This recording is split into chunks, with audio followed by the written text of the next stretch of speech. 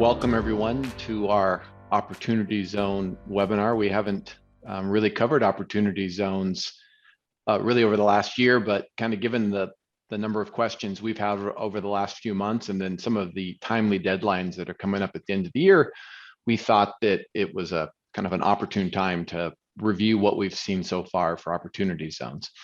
So for those of you that haven't seen me before, my name is Adam Sweet. I'm a principal in our National Tax Office. I sit in Spokane. I lead what we call our pass-throughs group, which is partnerships and S corporations, but also part of our Opportunity Zone working group. And I am joined by a fellow member of our National Tax Office, Mac Stevens. He's out of Billings, but he's also graciously joined up with our Opportunity Zone working group and also agreed to assist me here with this webinar. So we appreciate everyone coming today. I think we have a lot of good information. As always, as questions roll in, if we can answer them, we'll try to get to them at the end if we can, but if we can't, apologies, and we'll try to follow up at a later date. So just our quick agenda here. I think the first thing we're going to do is just, I call it Opportunity Zones 101, but just a review of the basics. So this would be first a review of the tax incentives, a review of kind of the nomenclature, the terms we use, and then a review of basic operations for how they work. And then secondly, we're going to review updates and recent updates, but I suppose really it's updates over the last year and a half, and then planning ideas that have come from those, and also planning ideas that we've seen in practice as clients come to us kind of with their unique situations. And then finally, time permitting, the traps we've seen, the common mistakes people make, as part of the Opportunity Zone Tax Incentives Program. So with that, I'm going to turn it over to Mac to give us kind of a 101 overview of the Opportunity Zone Tax Incentives Program. Thank you, Adam, and welcome everyone. I hope you all are well. Well, to get us started, I'm going to take a jaunt through the Opportunity Zone tax incentives and the basic requirements of investing in qualified opportunity zones. There we go. So as part of 2017's Tax Cuts and Jobs Act, Congress created the Opportunity Zone program to encourage investment, stimulate economic development, and ultimately, I think, create jobs in certain low-income communities. There are almost 9,000 communities designated as qualified opportunity zones scattered across the US and the District of Columbia, and I think last count 5 territories. There are maps, listings of the qualified opportunity zones, and the census tracts posted at a website that the Community Development Financial Institutions Fund has. It's cdfifund.gov, and it's the Opportunity Zone Resources page. It's where you want to look. Before getting into the details of the slide, the Opportunity Zone program really provides 3 federal income tax incentives, and that's available to taxpayers who invest in a business activity that's located in one of these designated zones. The first incentive is a temporary deferral of capital gains to the extent the gain amounts are reinvested into what's called a qualified opportunity fund. Talk a little bit more about that in a moment. This deferral lasts until the earlier of the date you sell the investment, or December 31st of 2026. The second incentive is a partial reduction of the deferred gain amount if you hold the investment long enough. And the reduction is 10% of the deferred gain if you hold the investment for 5 years by the time you get to December 31st, 2026. And then there's also a 5% reduction that lifts the total reduction to 15% if the investment's been held for 7 years.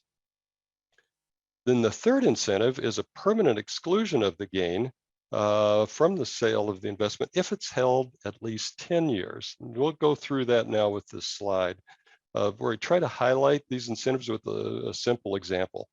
So let's say that I've got eligible gain recognized in 2021 of $100, and then within a required reinvestment period, it's generally going to be 180 days from the date of sale. I invest $100 into a fund that will operate a business in an opportunity zone.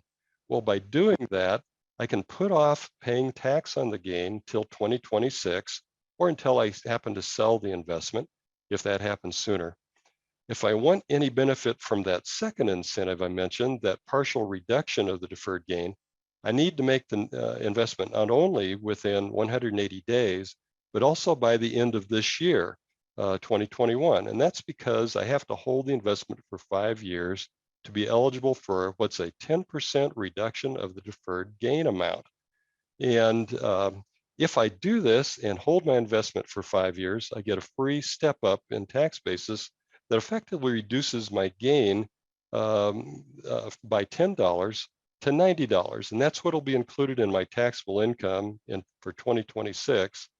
So with the proposals floating around Washington, D.C. of capital gain rates, there could be some tax rate risk involved. But just to Mac's example there, you'd have if you deferred $100, you'd pay tax on $90. And the key point there is that it would be based on 2026 rates. That's a very common question. So if rates go up from 20% to 25 or 30%, you run that risk. The 10% step up is a nice hedge, perhaps against that. But then the real gravy, let's call it, the real reason to do this is for the gain exclusion after 10 years. So in Mac's example there, if you started with $100 and it's now worth 300, there's been $200 of appreciation. Normally that'd be taxable, but under these opportunity zone incentives, not taxable. So that's what I always tell people. That's what you should really focus on. The deferral's nice, the step up's nice, but the gain exclusion is really at the heart of it. Yes, so thank you, Adam. Appreciate that. And one other point I wanted to make that, to get the 10% reduction, we said you have to make the investment by the end of 2021 to get the 5-year holding period. But if you don't make the investment until 2022, say, that's okay. You can still defer. I can still defer my $100 of gain till 2026. There's just no haircut of that amount. And I'd report the $100 in my 2026 return. And then one other quick point I wanted to mention is that sometimes we get the question, well, what if my investment isn't any longer worth $100 in 2026? It's only worth some lower amount. Well, the good news is there's some downside protection that's built into the program. So if the fair market value of the investment is less than the deferred gain amount, the amount of the gain to be reported in 2026 is also reduced. So let's say my investment goes down in value to $60 in 2026. I can reduce my deferred gain recognized in 2026 by that $40. My hunch is we could see some very busy valuation experts come 2026 or 2027 who are scrambling to value investment interests in qualified opportunity funds. Adam covered very nicely the importance of the big deal is that third incentive, excluding that gain. So with that summary, I'm going to move to the next slide. Do this. Yes, and get into some of the key terms to be aware of when investing in opportunity zones.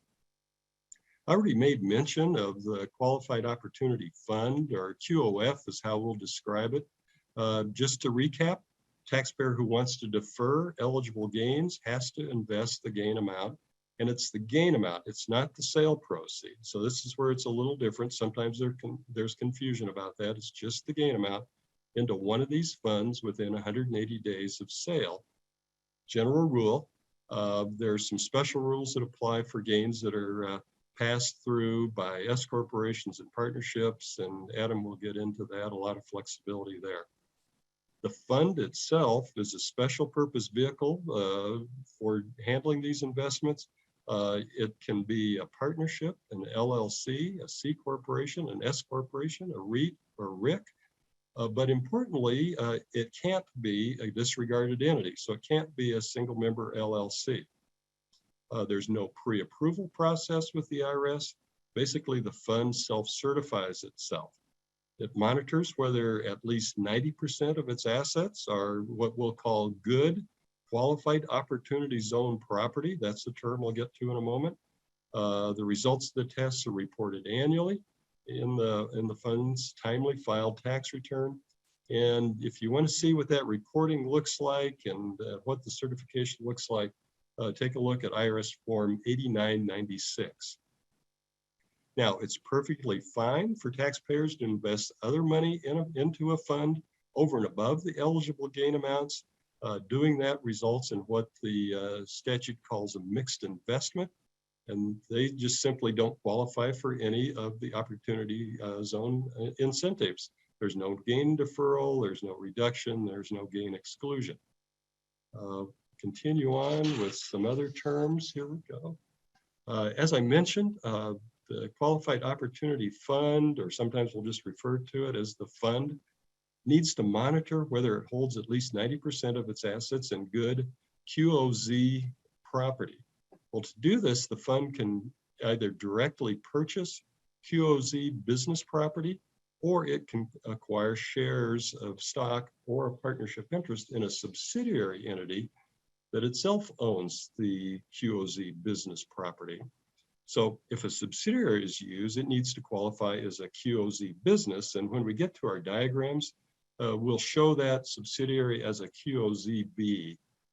It has to be, if the business is the owner and the holder of the business property, that entity has to be acquired after 2017, and at least 70% of the tangible property that it owns or leases must be Qualified Opportunity Zone business property. So what's Qualified Opportunity Zone business property? And we'll refer to that in the slides as QOZBP, lots of initials. It's basically, it's tangible property, basically the business assets, as I think about it, that are purchased again after 2017 from an unrelated party. And that's a key point to keep in mind. It either needs to be have its original use in the opportunity zone or be substantially improved. There are also requirements related to actually using the property in the zone and operating the business in the zone. So we can't simply, for example, buy land and hold it for 10 years before selling and avoiding the tax on the gain. We've got to do something. That's the intent behind the program. And we can't buy an existing rental property or a hotel or a motel without renovating. Again, that would be outside the incentives and the purpose. So one of the potential problems early on was how to treat working capital, like where a Qualified Opportunity Zone business receives a large influx of invested cash, but it needs time to develop property or to begin a business activity. Well, fortunately, there's an exception, a safe harbor for reasonable amounts of working capital. These working capital assets, it's typically going to be cash, it could be some short-term CDs, that sort of thing, are treated as reasonable if the amounts are designated in writing for the acquisition, construction, or substantial improvement of the tangible property that's in the zone. There has to be a written schedule that's consistent with the ordinary startup of a trade or business, so a business plan that addresses how the working capital will be spent within 31 months typically. And the working capital has to actually be used in a manner that's consistent with that plan, at least substantially with the plan. There are a lot of occasions where for certain qualifying businesses, the working capital safe harbor can be extended to as long as 55 months or even longer. So here are a couple of charts where I try to illustrate the working capital safe harbor and the importance of the subsidiary structure that we've talked about. And again, it kind of comes down to where's the best place to hold the Qualified Opportunity Zone business property. Over on the right side, we have kind of the simple structure where qualified investors put their capital and they just put it down into a qualified opportunity fund and it operates the business. Well, it has a 90% standard that it has to meet for having good Qualified Opportunity Zone business property. And it doesn't have use of this working capital safe harbor of 31 months or longer to deploy the capital. It has a much shorter time period. So for a lot of reasons, then we look at the structure on the left, where the qualified investors take their deferred gains, invested into the Qualified Opportunity Fund, And then in turn, the Qualified Opportunity Fund drops the cash and the investment into a subsidiary entity. And that's the level that holds and owns and operates the business property.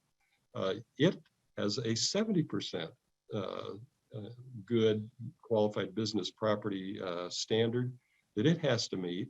So it's got more room to hold non-qualified property. Maybe it's property that's acquired from a related party or property outside the zone. Plus, importantly, it has this extended working capital safe harbor that it can take advantage of. So generally, the structure on the left is going to be the preferred structure. There are some activities that can only be operated through a fund, through the QOF, and in those instances, the structure on the right may be the beneficial one. But with that, I think I'll turn it over to Adam. I'll go to the next slide, and Adam can take the slides and take us through some recent developments. Excellent. Thank you, Mac. And we have one question come through, and I'll put it to you, Mac. It's a good question. The question is, can an existing entity be converted to a QOF? That's a good question, isn't it? Yeah, I think at least my recollection, Adam, is that we really prefer setting up the new entity. It's cleaner, and there are some, I think, some advantages of maybe potentially falling into the category of being a startup that we would like to take advantage of. So I think that's my impression, but other thoughts? No, I agree with that 100%. The regs, Mike Ellett is who put the question on. The regulations say an existing entity can be converted to QOF, but I think Mac's exactly right. In practice, I mean, if you have the choice at all, you're probably going to be better off forming a new clean entity. So, but good question. So there were a whole series of IRS notices that came out over the last couple of years. I call them COVID notices. They were IRS notices in response to the COVID pandemic, and they covered a whole range of tax topics. And there were two notices specific to Opportunity Zone program. So I thought we would cover those notices here. It's also a good review in covering the notices. It's a good review of some of the fundamental rules as well that everyone needs to pay attention to. So the two notices are 2020-39 and 2021-10. And generally what happened within those notices is the IRS gave relief to both QOFs, QOZBs, and then investors by relaxing certain standards, either pushing back due dates or relaxing certain testing dates due to the COVID-19 pandemic. Always, all of these changes are taxpayer-friendly changes, the government recognizing that people need additional time or additional grace periods because of the COVID-19 pandemic. So the first one is, and Mac mentioned this before, when you have eligible gain and you set up a QOF, you generally have 180 days from the date of sale to invest the gain into a QOF. So if I sell IBM stock, the example I always use, and you want to invest that gain in, you have 180 days from the sale date. So what the two notices said was, if the last day of that 180-day period falls between April 1st, 2020 and before March 31st, 2021, the last day of that 180-day period is deemed to be March 31st of 21. So let's just say I sold it in February of 20, 180 days. Normally that would have been what, October of 2020 somewhere. But because of this notice, I would have had until March 31st of 2021 to invest the gain. That date's passed now, but it provided a lot of extra time to investors during that period. Note as well, we're not going to cover this in too much detail, but there are special rules that we have the normal 180-day period. But if you're a partner in a partnership, or if you're a shareholder in an S Corp, and you would know that you are because you receive a K1, if you receive a share of eligible capital gains on the K1, so the partnership or the S Corp sells a capital asset, there's a series of dates that you can use, assuming the partnership of the S Corp itself does not make a deferral election. And so those dates would be the date of actual sale, the tax or the year end of the entity, or the due date of the entity tax return. So a whole series of dates there come into play, and they would have been applicable to this extension of the 180-day period, but it's also just pointing out here that they continue to be applicable If you're a partner in a partnership and the partnership sells the capital asset, assuming the partnership does not make a deferral election and you want to invest your share of the gain, there's a whole series of dates you can possibly use. And to Mac's point about the incentive to invest by the end of this year to get the free 10% step up, you may want to use, if you knew about the sale, you may want to use the date of actual sale to reinvest your share of the gains. So the second test, let's call it, is called the substantial improvement test. And the substantial improvement test says that if you buy an existing structure in an opportunity zone, you have to put more than $1 of improvements to the structure versus your purchase price, and this excluding land. So the example I have is a very simple example of A purchases, let's assume A is a QOF, purchases land in the building for 500 grand, with 400 grand allocated to the land and 100 grand allocated to the building. Substantial improvement would mean that the A needs to put in $100,001 of improvements into the building. We can exclude land, so substantial improvement just focused on the building. Note that if A had just purchased land, there is no substantial improvement requirement. So potentially there's an incentive to buy raw land. I just warn you there too that you can't just buy raw land and sit on it. Sometimes we refer to that as land banking. And there's a couple of anti-abuse examples in the final IRS opportunity zone regulations that warn against that.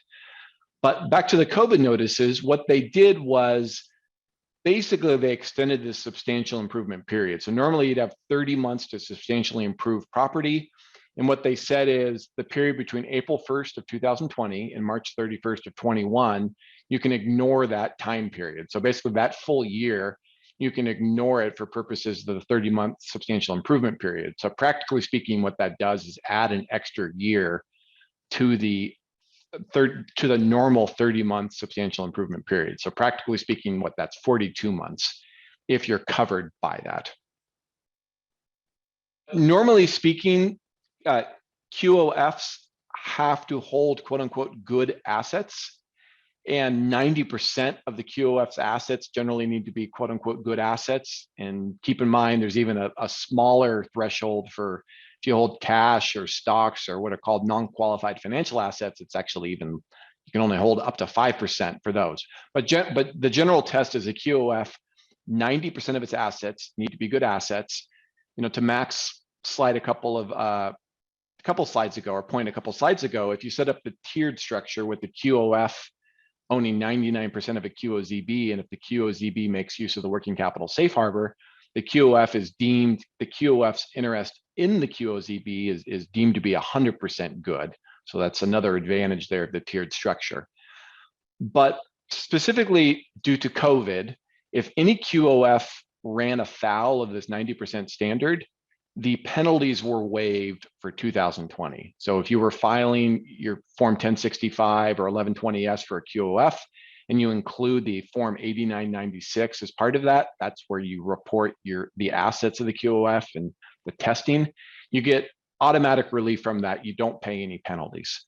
Now, I just warn people out there that that's only for 2020. Penalties are back into effect for 2021. So if we had some people that reached out for help who perhaps didn't set up the tiered structure, only set up a QOF, and perhaps they didn't have 90% good assets, that issue was off the board for 2020 because the penalties waived, but back on the board for 2021.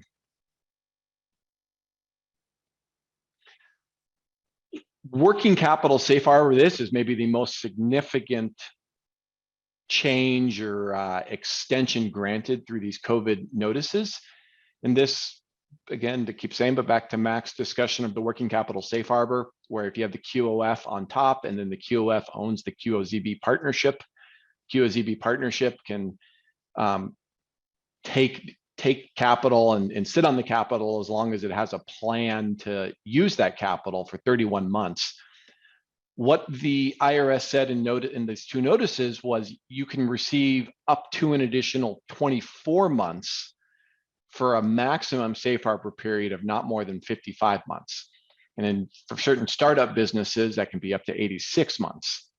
So if you think about it, if you have a 10-year play as part of this opportunity zone program, almost half the time period could be covered by this working capital safe harbor. So a huge benefit anyways, but with this additional 2 years granted, up to 2 years granted by the IRS, that very beneficial to a taxpayer. So that if you had a project that was struggling to get off the ground due to COVID, you now have potentially up to 2 more years to get it up and running before you have to worry about being an operating trade or business. I think one other slight point I'd put out there, the IRS always teases this.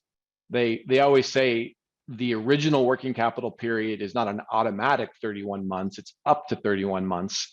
And they've also said the same thing here with this additional 24 months. They said it's not automatic, it's up to 24 months. So I guess perhaps what they're hinting at there is that if your plan should really come to fruition in 2 years or 3 years, then you wouldn't get the full 55 months. It goes back to what is your plan to use the capital. And if your plan is reasonable and you need 55 months, then you can get up to that amount. But if you don't need that amount or that time period, then perhaps you can't rely upon it. In practicality, is the IRS going to challenge any of this? I think I'd be surprised. But it is, when you listen to official IRS commentary, it is something they put out there, that it's not automatic, it's up to 24 months. We get this question from time to time where a QOF or a QOZB owns assets and they're going to sell the asset. And the question is, what happens? So you have 2 different issues there. If a QOF sells an asset, you have gain, but then you also have the cash from the sale. And remember, to Mac's point, cash is a non-qualified financial asset unless you're using the working capital safe harbor. So the issue for QOFs is, what do you do if you sell an asset? Suddenly, do you have a bad asset? And what the IRS has said previously is you have a 12-month period to reinvest that cash into another qualified asset. And if you do that, the cash is deemed to be a good asset during that time period. With the IRS COVID notice, a QOF receives an additional 12 months, so up to 24 months to reinvest the cash into other qualified property. But note the gain from the sale. Remember, I said that there's 2 different components to this. There's gain and then there's cash, but the gain from the sale is not deferred.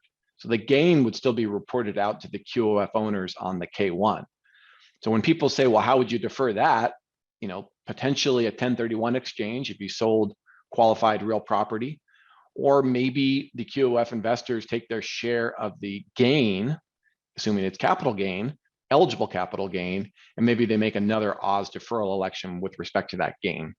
But still, you have to deal with the gain. The reinvestment period doesn't defer the gain automatically. It just tells you what you can do with the cash and ensures that you don't run afoul of the testing standards. They also, so back to the discussion of a working capital safe harbor, part of that is having a written plan in place for how to use the capital or use the cash and have it be reasonable.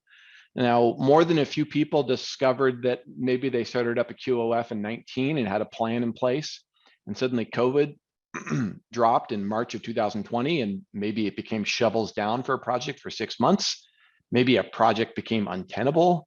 Maybe there were delays due to suppliers. I mean, all kinds of issues came up. And so the question there was, could you modify your working capital safe harbor plan? No one quite knew what the answer was, but the IRS came out with proposed regulations that said, basically, you can modify your working capital plan. It doesn't give you additional time. So you're still bound by your additional 31-month period, up to an additional 24 months. Provided by the COVID notice, but you can modify your plan if circumstances have changed, and they give some specific rules for that. But generally speaking, think of it, if your plan was forced to be changed due to COVID, you want to quickly go back in and look at that plan and perhaps modify that plan if it needs to be, and work with your advisor. Because they say no later than 120 days after the close of the incident period. Not quite sure what that means. If the incident period is the COVID pandemic, potentially that's still ongoing. If the incident period, it was like a specific issue with a supplier or with a contractor or with a local government regulation, then you may have less time there to modify that plan. Let's see, we have a question. Quick question on non-qualified financial property. If cash is the issue, there aren't a lot of exceptions to that 5% test. The question is basically due to the seasonal nature of a business, they end up holding more than 5% cash. There aren't a lot of exceptions to it, but one exception to maybe think about is reasonable working capital. I believe, Mac, even at QOF level, reasonable working capital doesn't count as a bad asset. Now, it's always a question, what is working capital versus kind of excess capital, but that may be something to look at there if you hold too much cash at the QOF level.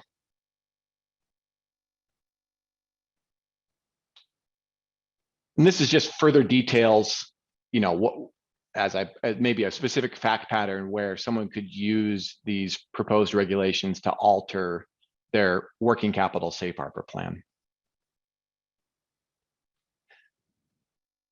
There's been a whole series of corrective amendments or corrective regulations specific to the working capital safe harbor.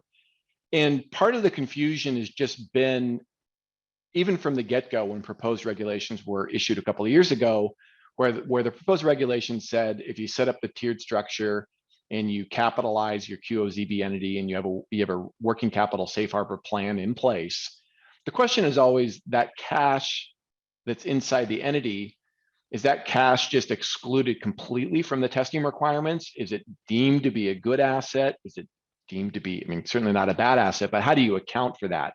If you think about if a QOZB needs to have 70% test, and that fraction, 70%, where does the working capital? Is in the denominator, the numerator and the denominator? Is it just excluded entirely? So it was confusing, maybe technically, maybe you could kind of guess at what the IRS was getting at, but if you really dug into the details of the regulations, it was a bit confusing. So, but in just August of 21, so just a couple of months ago, we received what the IRS called a corrective amendment that basically said during the working capital safe harbor period, all of the assets of a QOZB are deemed to be quote unquote good assets. And this would seem to say that it's not only the working capital that's deemed to be a good asset, but all assets, even a tainted asset. So there's some pretty stiff related party rules that say that if a QOF or QOZB buys property from a related party, that property is not qualified property. But this corrective amendment sure seems to indicate that, in fact, at least during the working capital safe harbor period, that related party property is good property. Now, once the working capital safe harbor period's over, maybe it's bad property again, but maybe for 31 months or maybe up to 55 months, you don't have an issue.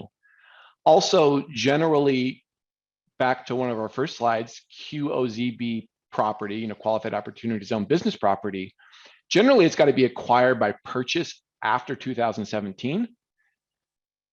But this would seem to say, this corrective amendment would seem to say, even if property is not acquired by purchase, it's deemed to be good property, at least during the working capital safe harbor period. So if someone owned land or property and contributed it into a QOZB entity in exchange for equity, that's not a sales transaction. So that would normally, we'd say that's a bad asset. But perhaps via this corrective amendment, that asset's considered a good asset, at least for the working capital safe harbor period. Now, note that they said it's this corrective amendment is only for startup businesses. And no one quite knows what a startup business is, right? At first blush, you might think, well, that must be like a tech company or an operating business. But some suggest all a startup business really is just a brand new LLC. It could be a real estate venture.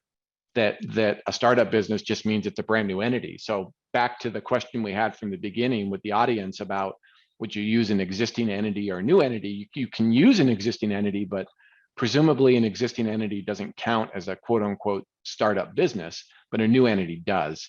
And why would you care? Well, this whole corrective amendment where all assets are deemed to be good assets, it appears it only applies to startup businesses.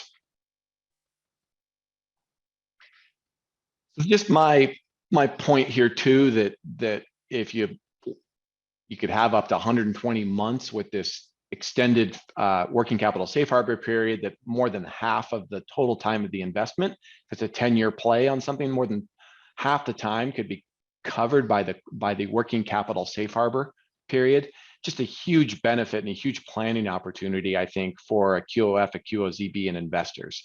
And I think it also just emphasizes the clear advantage for the tiered structure versus the single structure. So if you're contemplating an investment, I think all we can really say is talk to your tax advisors now, get a structure set up first, because maybe with a little bit of extra work, you get this tiered structure set up and you can get all this additional time to put your business in place, versus if you just set up a single layer, so just a QOF, you can't make use of any of this additional time.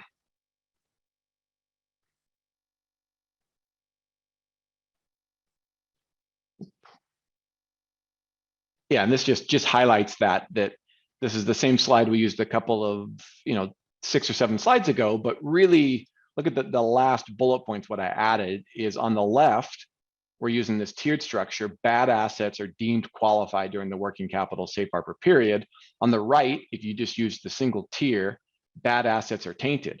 And remember, the QOF has to satisfy the 90% standard. So if the bad assets are more than 10% of the total value, suddenly you're paying a penalty every year at the QOF level.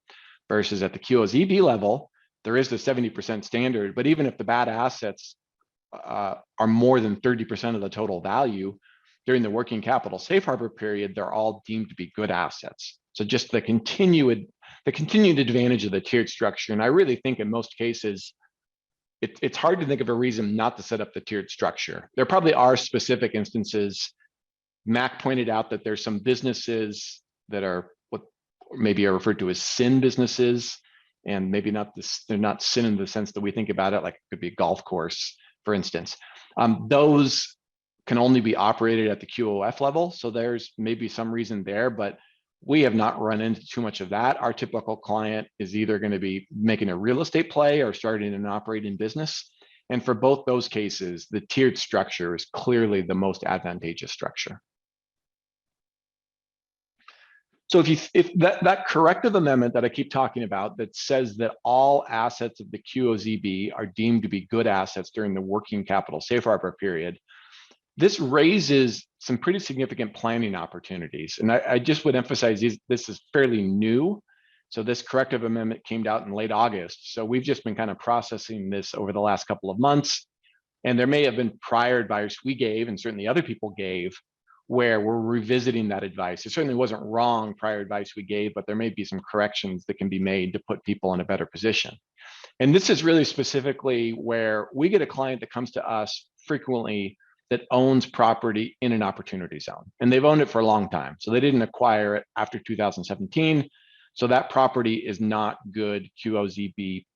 It's not good QOZB property. But they looked on a map and they said, fantastic, I own property in an opportunity zone. What can I do with it? They want to develop the land. They want to make use of the Oz incentives. The unfortunate thing is the related party rules make it very difficult to do that, because you can't just set up a structure and then sell the land to a structure. Because if there's more than 20% related party ownership, then the land is tainted and it's not a good asset. So that makes it very difficult, because most of our clients wouldn't want to give up control. If they own 100% of the land, they don't want to give up control of the QOF. They're going to want to own more than 20%.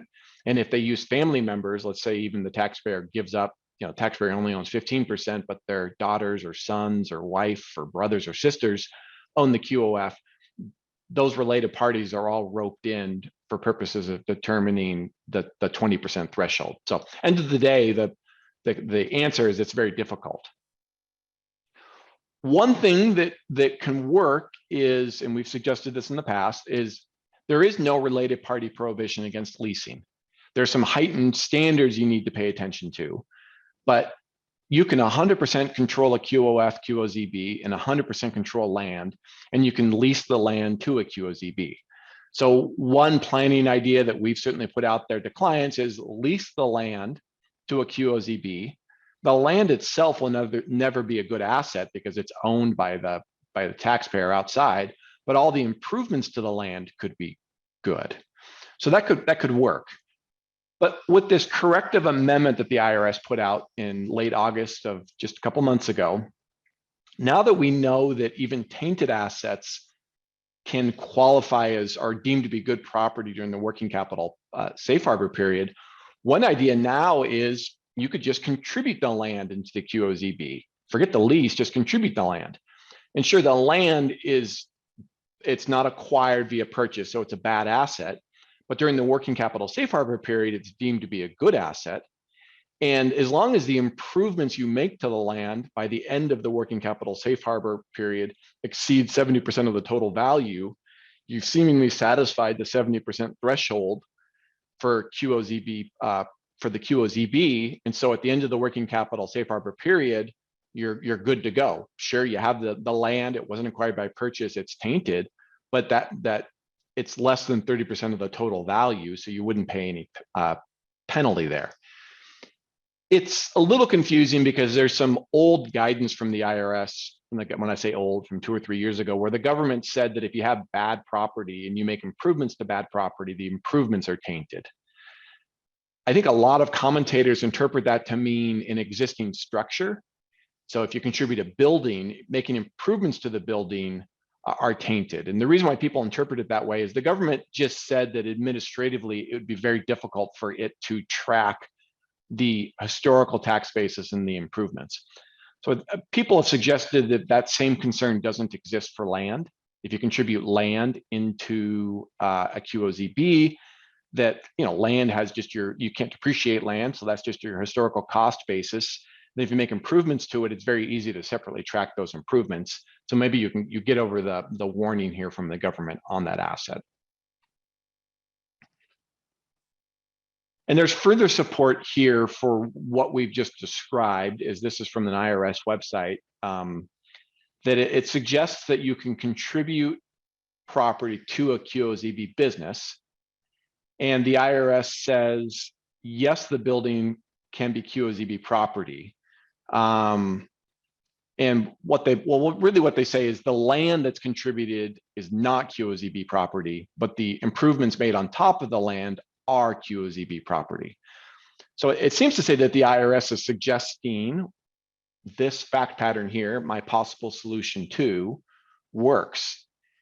And you could do it either, you can get it into the QOZB one of two ways. You could contribute it in exchange for equity, or you could sell it to the QOZB.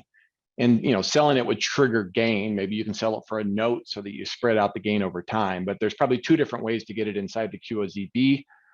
And we think that's probably more efficient at the end of the day, because economically, it may all come to the same answer, but it's more efficient than leasing, because then you don't need a separate lease agreement.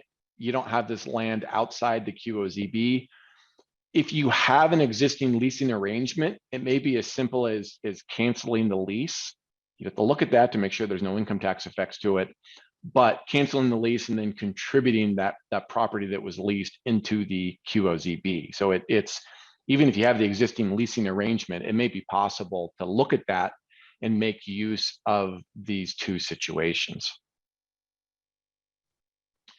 And maybe this is kind of a hypothetical question here, but maybe if I can get Mac back on online. But Mac, what do you think of, and we've had this question before, but if you had land, if I own land in the building and I'm going to stick it into a QOZB, and if I'm a client out there, I've just heard that land works pretty well.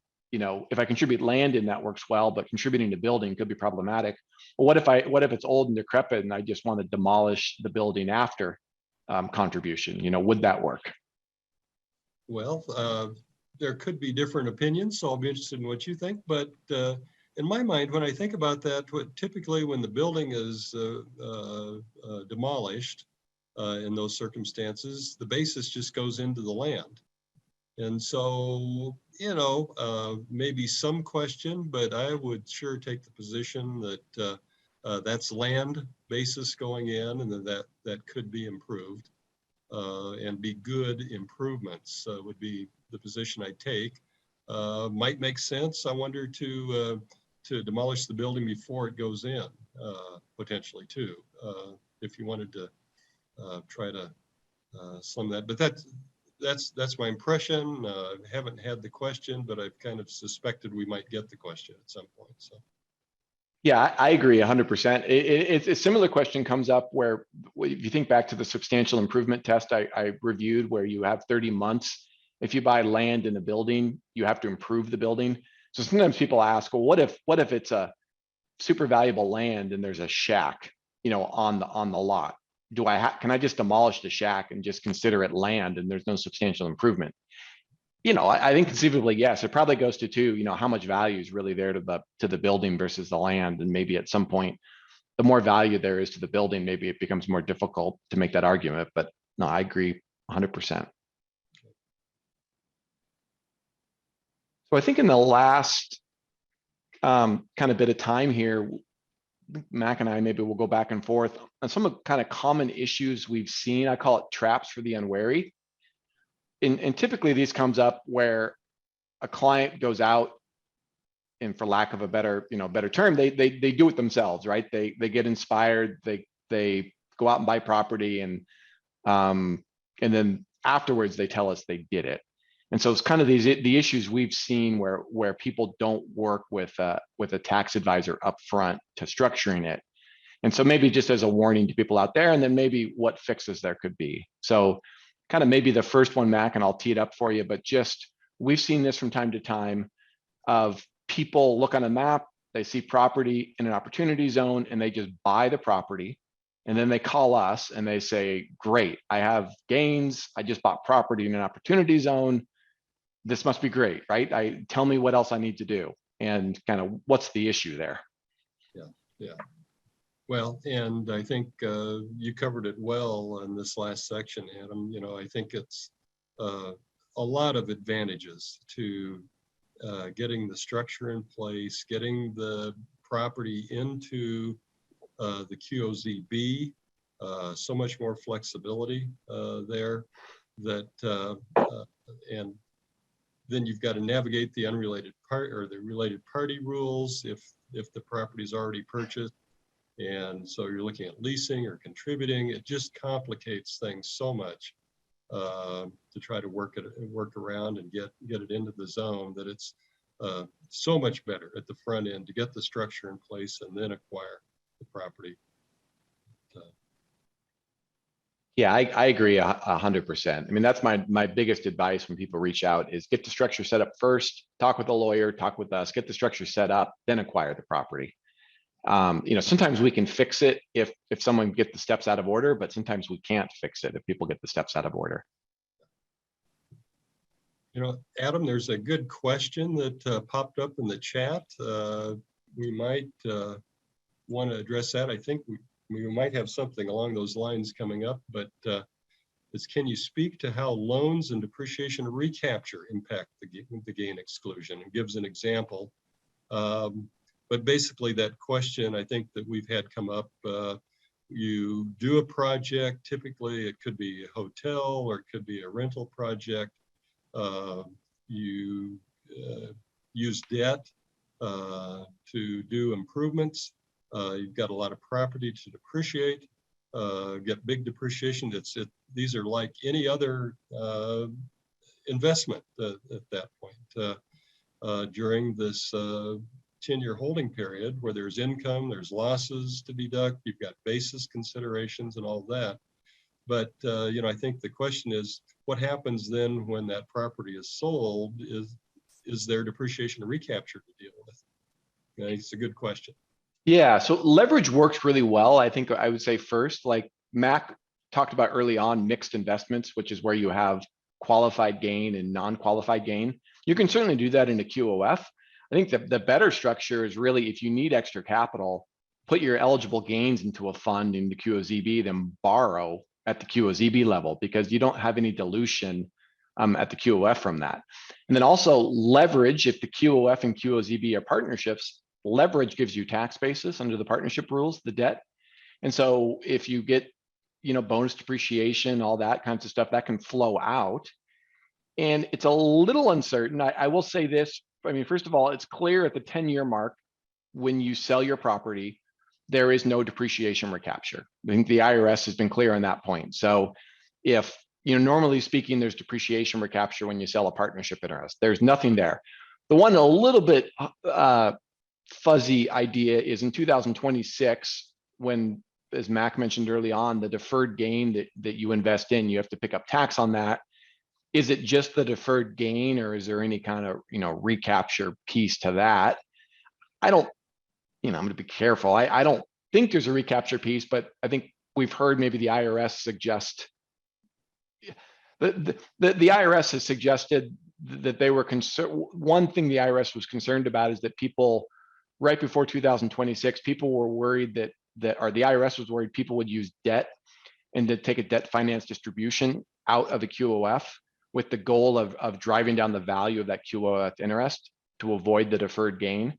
So the IRS created some language that talked about the amount of gain that's recognized is equal to the deferred gain or the gain that would be recognized upon the sale of the assets in 26. So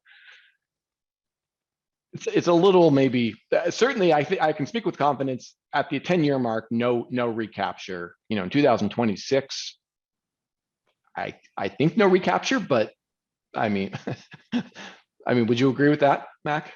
Yeah, that's where I am at this point, I think, as well. When I think back early on, the example that we used was the 10-year hold. Was I had my $100 investment. I sold it for $300 after 10 years, and I excluded the $200 a gain. Well, I think we could expand that example to say, well, what if I took depreciation over that 10-year period that brought my $100 investment down to zero? Then I'd have $300 of gain at the end of 10 years, and that full 300 would be excluded under the program, is how I would view that. So I hope that helps answer the question. Yeah, it's a good question. I think it's also a reminder too of these rules are ongoing. We have the framework of the statute, but these rules are ongoing. Like that FAQ from the IRS that came out last year, the corrective amendment just came out 2 months ago. So no doubt there'll be further rules that come out, probably as we get closer to 2026. So there, unfortunately, there may be surprises that the IRS takes a different interpretation of the deferred gain piece. Maybe real quick, Mac, just, what are the risks if and I see this sometimes where I'm looking at a tax return and there's a whole pile of cash sitting at the QOF level. And you ask why, and what someone says is, well, they just they invested the cash in and then forgot about it. And kind of what are the risks there? Right. And, I think that goes back. It's kind of interesting to me. How the 90% test was structured for the QOF, in that it doesn't really say that you disqualified QOF. It just says that you owe a penalty. And so, presumably, if you never did anything, I've got to believe there'd be risk that the QOF would be treated as not qualifying. But if you don't mind paying the penalty amounts as you go along, you could buy some time to perhaps get that cash deployed, I would think. And certainly at the QOZB level, you just want to do everything to meet that safe harbor, because that's gold to meeting the working capital safe harbor. Yeah, it's almost again, it's almost a no-brainer to set up that tiered structure. It's probably the one continuous theme people, attendees have noticed here is just over and over that just huge advantages to using the tiered structure. We'll cover this quickly. We're running out of time, but related party transactions, just beware. I think a lot of people know about the related party rules generally, and people think of the related party rules as being more than 50%. But opportunity zones, there's a very stiff rule. It's anything more than 20%, that if you have any related parties more than 20% common ownership, beware. And it's not only for QOZB property, but it's even just the gain initially that you want to invest in. That gain needs to be from sale with an unrelated party. You can't sell real estate to your son or daughter and then invest those gains into the fund. So just beware of that, and that the family attribution rules are used. Both family attribution and constructive ownership rules apply for 20% common ownership. So if you have people and related people, or even a single person on both sides of a transaction, just beware for opportunity zone purposes. A QOF election, if you're late with a Form 8996, right now, the only fix is a private letter ruling from the IRS, which can be very expensive and very time consuming. Other things we can fix, but a late QOF election cannot be fixed. The QOF election, which would be the initial year that a QOF's put into place, it needs to be timely filed, including extensions. So we've seen it sometimes people don't worry too much about a late filed 1065 because maybe there's only a couple of months of penalties, or we see it where a client just forgot to tell someone, we know it's a partnership, but the client never mentioned it's a QOF. And then so we file the tax return, and then the client comes in and says, oh, by the way, it's a QOF. And normally you thought would be, okay, we'll go back and amend, but you can't do that for the QOF election specifically. You need a PLR. Maybe Mac, just we got a minute left, but maybe we'll just kind of end it on inclusion events.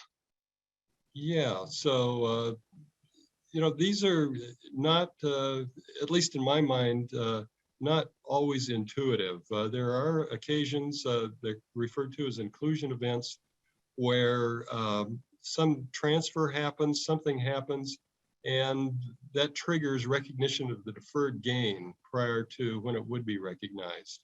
And some of the events that we've run into are gifting. So just, if I gave Adam my QOF interest, that would trigger the deferred gain, for example, at that point. Transfers incident to divorce, interestingly, are triggers of the gain amounts. But death isn't a trigger. But the deferred gain amount survives, and heirs would have to pick up the deferred gain under the rules.